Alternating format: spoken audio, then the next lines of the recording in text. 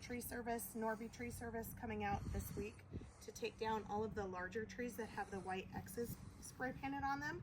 But Chris and I are going to use our Ryobi brushless chainsaw to attempt cutting down all of the smaller ones, so when the tree service company comes, they can do the stump grinding and the larger stuff and make way for the garage construction. So in this back corner here, we're planning to put the garage, it'll be a 32 by 36 3-car garage, so we have to remove the dead spruce in the corner, as well as the smaller spruce, the lilac, some dogwood, and then we'll be able to clear out for our driveway. And these 8 cypress are going to be cut down as well. 5 of them are already dead, should have been cut down a couple years ago. The other 3 are dying and well on their way. So those will soon be gone.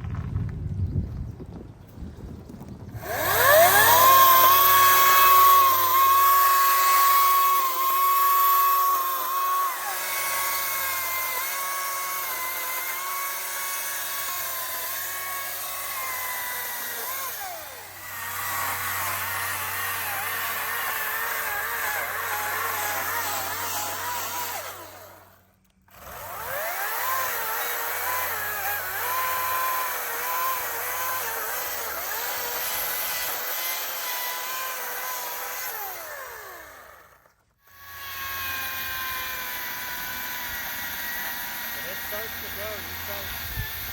Okay, go away. Say hell yeah, brother. Hell yeah, brother.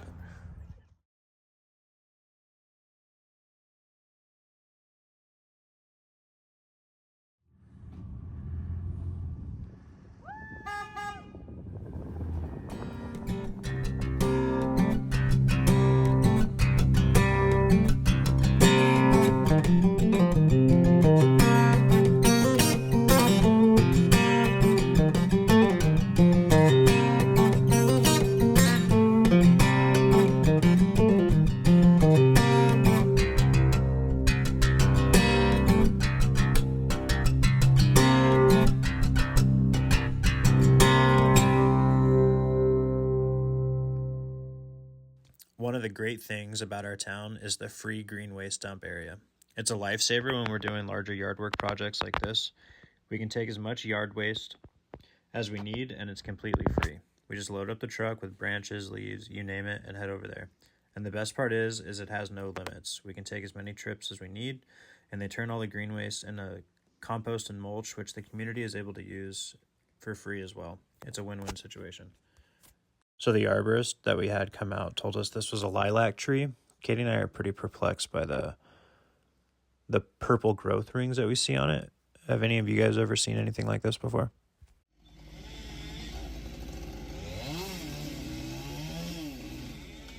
We had the tree trimmers come by the next day to take care of the bigger trees on the property. Watching them work was pretty impressive, to be honest. Once they're done with the trees, they'll ground down the stumps so everything's level in preparation for the driveway and garage we're planning to break ground on in the next couple of months. We got rid of the old knob and tube wiring that the kitchen lights were connected to that we ran into during the kitchen demo video. It's been rewired and updated for a safer and more efficient setup, and we have a temporary light wired in for now. And remember that cracked cast iron stack that caused all the damage? Well, it's finally been replaced with that shiny new PVC, finally putting that issue to bed. Next on the list, we've got a brand new 85-gallon electric water heater and a water softener, ensuring that we have all the hot, soft, and clean water we need. We've also had a new main water shutoff valve installed, along with some fresh copper pipe and plenty of new PEX water supply lines. Slowly but surely, we're replacing those old galvanized lines. All this plumbing work has been done by Bryce Bever with Waxland Plumbing. He's been absolutely phenomenal to deal with, and if you have any plumbing work that needs to be done in the southeast Minnesota area, we highly recommend him.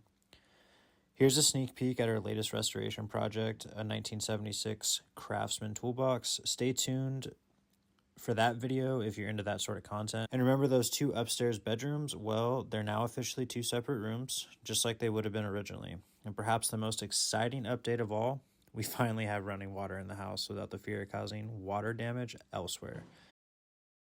On to the biggest project to date, the porch rebuild.